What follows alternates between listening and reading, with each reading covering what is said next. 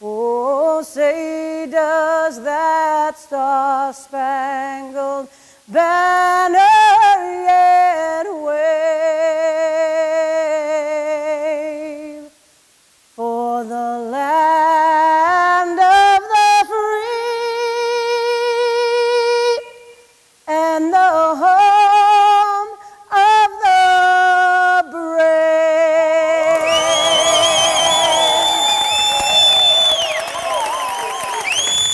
Thank you. I'm going to go home now. So we're going to cover a lot of ground this afternoon about who your audience for advocacy is and what kinds of messages you should be giving each.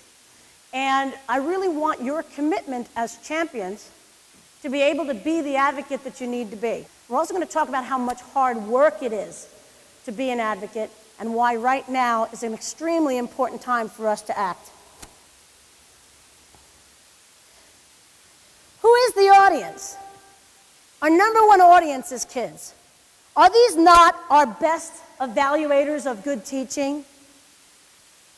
Any grade I could give you on a final evaluation pales in comparison to the first grader who runs up to you and hugs you on the leg.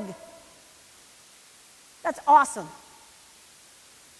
Any basic, proficient, distinguished teaching that I could bestow upon you pales in comparison to the letter you may get from a parent who says that you were the one influence in their child's life that made the difference between one direction and another for their child. Any observation I could come in and see to let you know that your teaching is superb doesn't hold a candle to the child who comes back years later, runs up to you, and tells you the things you said and the way you smiled at me, the way you paid attention to me in your class had a lasting impact on my life. That's why we're teachers. It's not just an opinion that physical education changes the lives of children. It is so, baby. It is so. How's that, all right? Did I scare anybody? Yeah! So I go back to the student. When we advocate, it's all about the student. And it's not about the athletic student.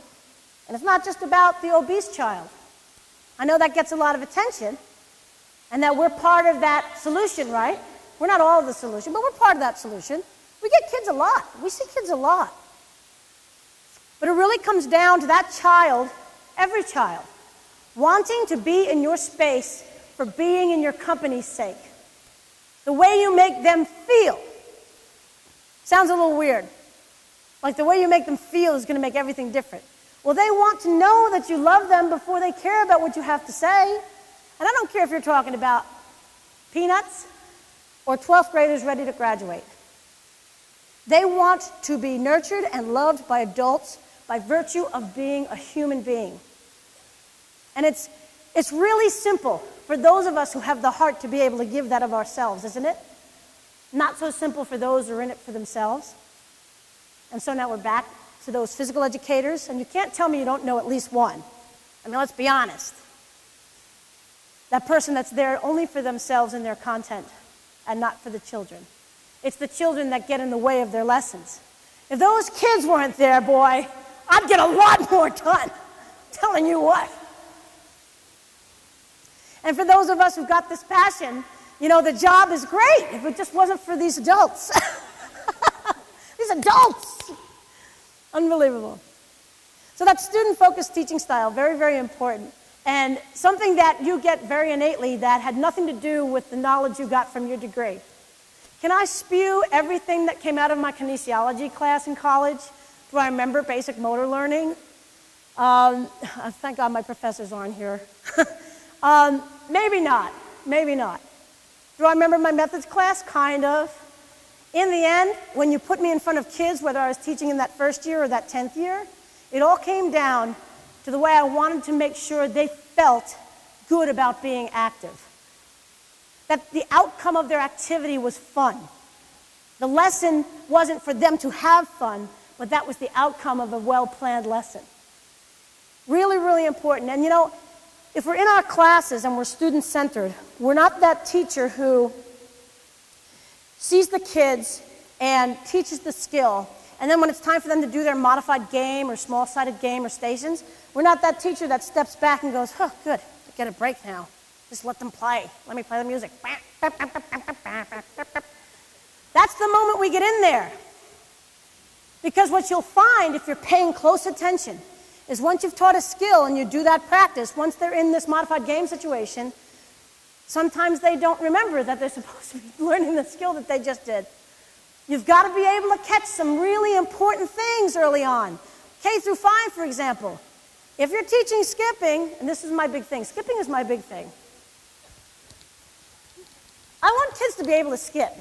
You're going to hear Jean Blades talk about skipping being associated with reading, and that just kind of stuck with me. And it's really important for me that kids know how to skip.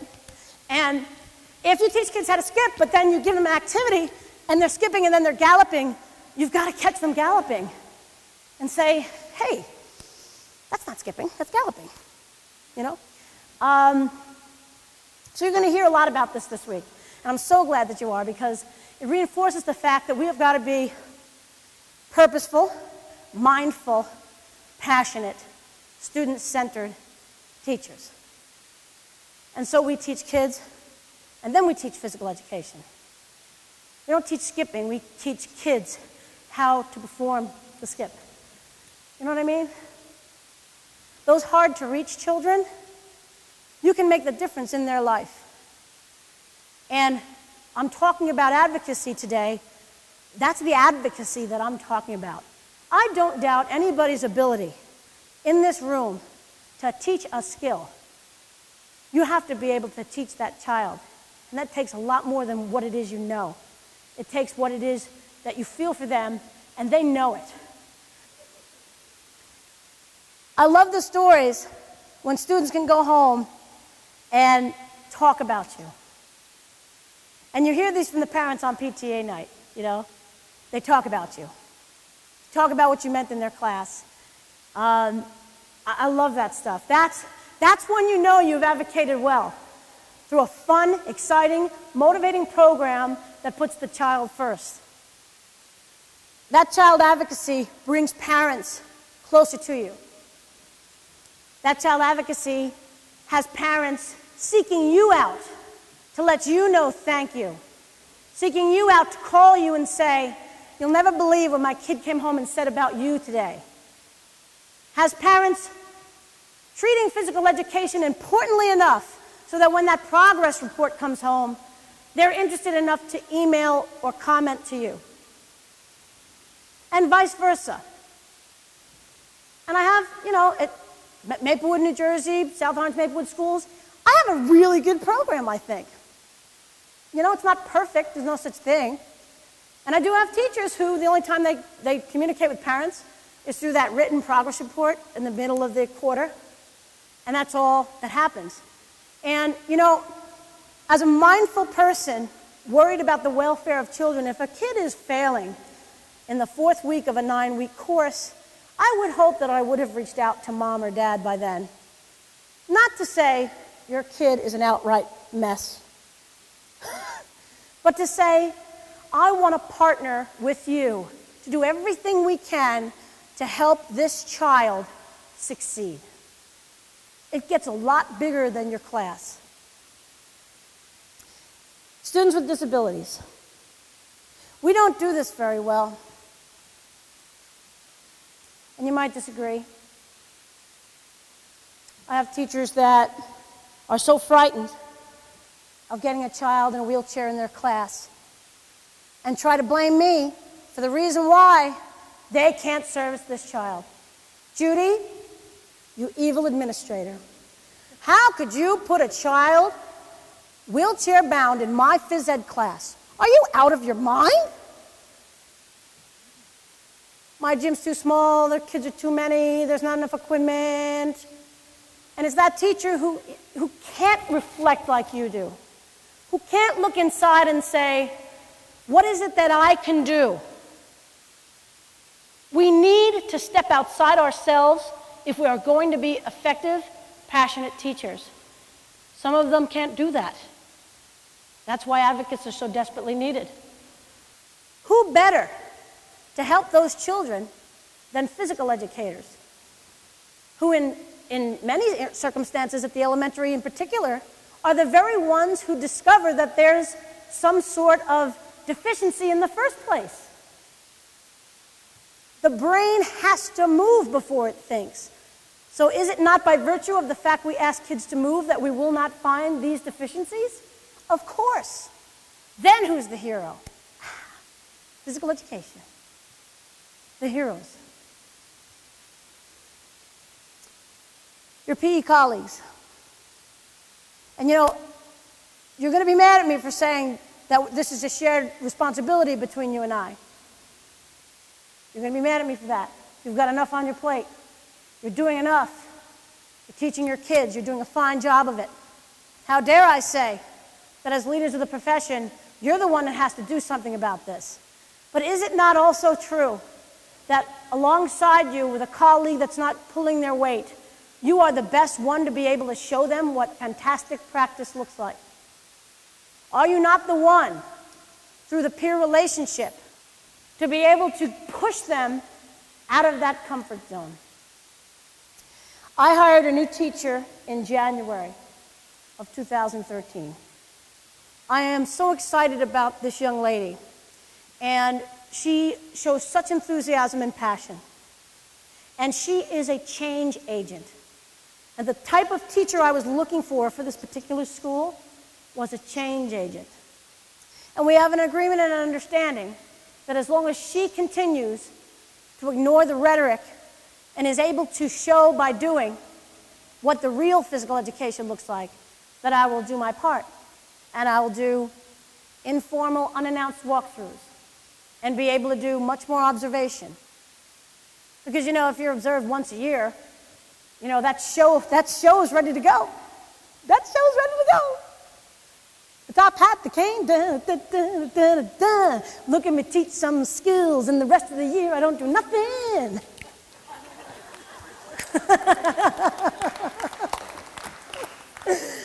I don't know if it sounds exactly like that. So this is a shared responsibility, and we need to work together to be able to make this stuff happen. Let's talk about evaluation for a second. There's no reason for the passionate and energetic and enthusiastic teacher not to be able to say, these are the traits of effective teaching, and I welcome evaluation. You are all sitting here saying, well, I wish I had a Judy LoBianco in my district because my principal hasn't evaluated me in 3 years. Geez, you know, I'd really like some evaluation. I'd like some critical feedback. I'd like to be able to engage in conversation around instruction and children and teaching. It's a shame when you've got to go ask for it.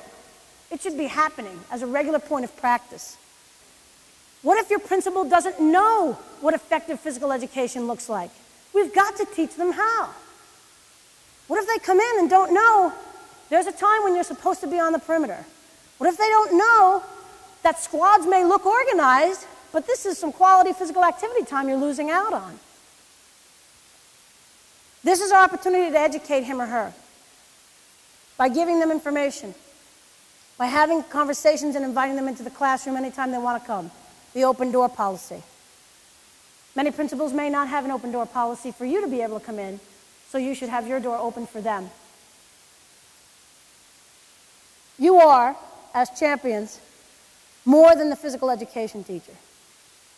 And you have the power, through what we know about children and their physical activity during the school day, to change the entire culture of a school.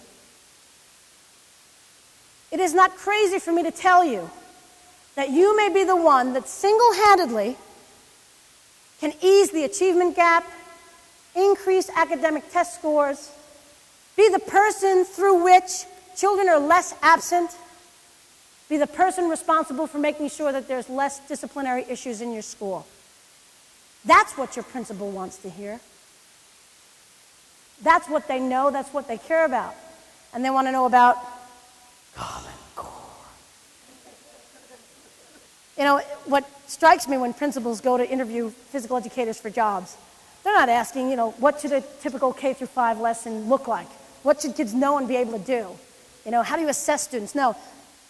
How do you infuse Common Core in your physical education classroom? Well, I happen to have a big book right here. Go ahead. That point of entry, that conversation, is an example of how the target audience changes, especially with the principal. If you know what it is their spot is, where they're coming from, whether their school is a school culture of character, a school culture of literacy, a school culture of increased math, or shortening the achievement gap, narrowing the achievement gap, we have an argument in every one of those places. We are at the table at every educational issue that comes our way. We are at the table. There's a chair waiting for you. You got to sit in it. You are more than physical education teachers, and your classroom is more than your gymnasium. Now, you've heard these in advocacy presentations before. There's ways to publicize your program that most of you are probably already doing. The bulletin boards, the field days. And it's a very, very big event, a field day. If you've ever done this, it's a lot of work. A lot of work. And I never miss a field day in one of my schools because I know how much work it is. And when I go to a field day and the principal is not on the field, guess what Judy does? Marches to the principal's office. Get your tush outside. Get outside. You're on the phone, you're in a meeting. I don't think so. Get outside. Get outside. Get outside. It's bad enough half the teachers are taken off that day. Shame on them. It shouldn't be allowed to them. So on your next field day, the next day when those teachers come back to school, you will go to their class. Hey, Judy says, have a nice day.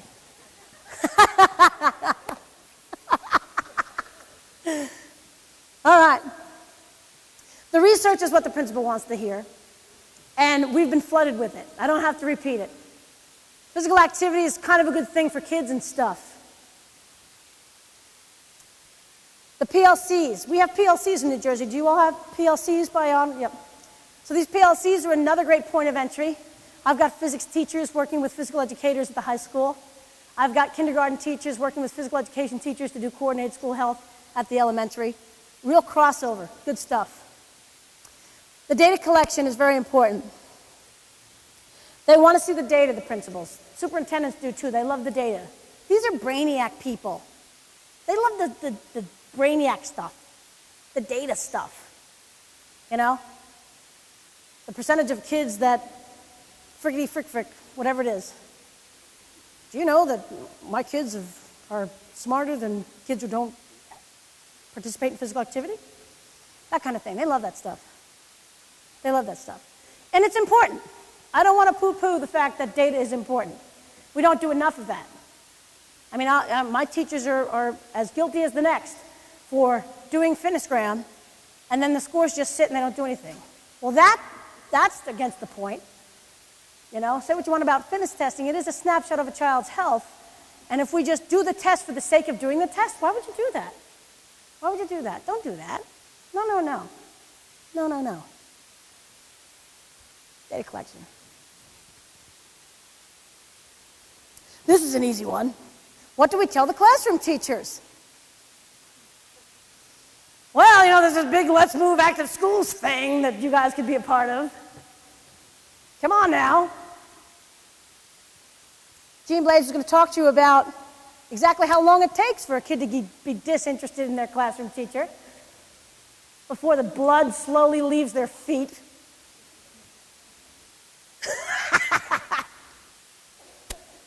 And so many physical educators would say to me, Judy, it's not my job to teach the classroom teacher how to do physical activities.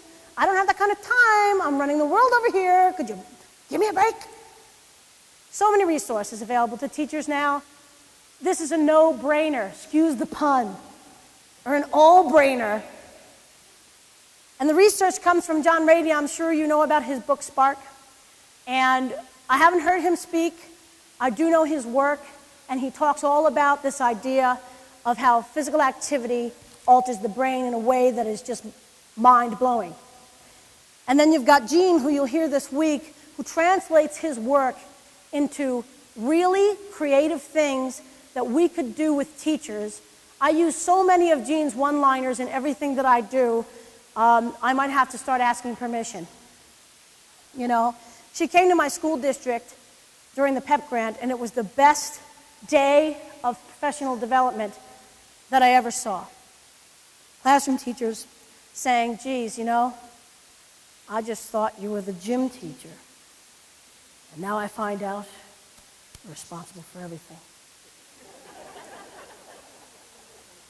The central office and school board.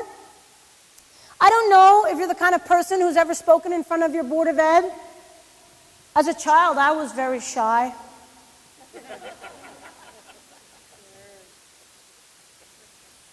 And the first time I spoke in front of my Board of Ed, I was pretty scared. But then you get less scared the more you know that what you're saying and what you're speaking is the truth. And not being afraid to say, I want to exploit this piece in public because it's the right thing to do. And you don't do that when something is on the table, like the board's about to slash 7 phys ed teachers. You go to a board meeting just to go. And you get up on the mic and you say, hi, I'm so-and-so from so-and-so middle school, and I just want to let you know that I want to thank you, even though it pains me to do so, I'm just kidding, for sending me this conference because I learned a lot, and, you know, thank you so much, and here's a few things I learned at the conference. See you. Wet the whistle. 2 months later, you're back again. Believe me, those board members know you are sitting there, even if you don't say a word. Even if you don't say a word. And I really, after 9 years of supervision, got to the point where I really felt they got it this past December when the conversation about athletic exemption came up. Just the conversation. They were deciding whether they wanted to talk about it. And there I was in the front row, like this. And the board president's there, and she's like, okay, let's all take a vote about whether we even want to talk about this now. And so it was, no, I don't, no, I don't, no, I don't, no, I don't. And then the one guy who's like, now the vote's taken, it's like all the votes are like, no, let's not talk about this. The guy's like, well, I was going to say yes, but like it's like not a point now because I already lost the vote, but I would have liked to have talked about it. And so I look over at him and I go, mental note to do a better job with him, to better educate him about why, for example, athletic exemption is not the way to go in physical education. Mental note to him, teachable moment, not he's the enemy. Okay, maybe he was the enemy for like 2 seconds. It's a Jersey thing, I don't know. Front row like this is a Jersey thing. Look, this is all New York right here. Look, they're in the front row. Those discussions are so important. Make known your accomplishments with the Board of Ed. Make known your field day to the Board of Ed. Invite your superintendent. Talk to your board. Pray. You have to make sure that you're getting recognized for the champions that you are. Because otherwise, silence means nothing has changed. The research is very important to these people. Boards of Ed, principals, superintendents, assistant superintendents, legislators. They want to know that the impact of physical education goes far beyond what it is you're doing in the classroom. That's your point of entry. That's where your discussion has to change. With your phys ed colleagues, I would speak less about the effect of the brain that physical activity has and more about best practice, because what your colleagues could be doing is hurting kids. What your legislators can do has a more lasting impact. Right now, we're fighting to make physical education and health core subjects in NESEA, and that comes with letting these decision makers know that the physical education that you were used to is not what's happening now. And we are a viable part of the Common Core. We are the Common Core. So the timing is very important right now. Advocacy is a very important part of what we need to make our regular practice in 2013, given that AFERT has unified and we are streamlining a message that says health and physical education in the schools is one of the most important things that happens. Physical education and health should be a common core subject. All this emphasis on common core may be important in physical education, and we realize that, but we expect a two-way street. If you want literacy and math in physical education, then we want physical activity in the classroom.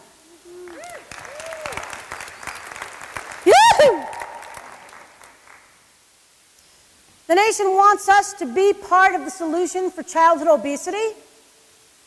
So, two things are happening. We're pointing the finger at teachers for being only interested in the athletic children, and we're also pointing the finger at teachers who are trying to reverse childhood obesity. There's children getting lost in that shuffle.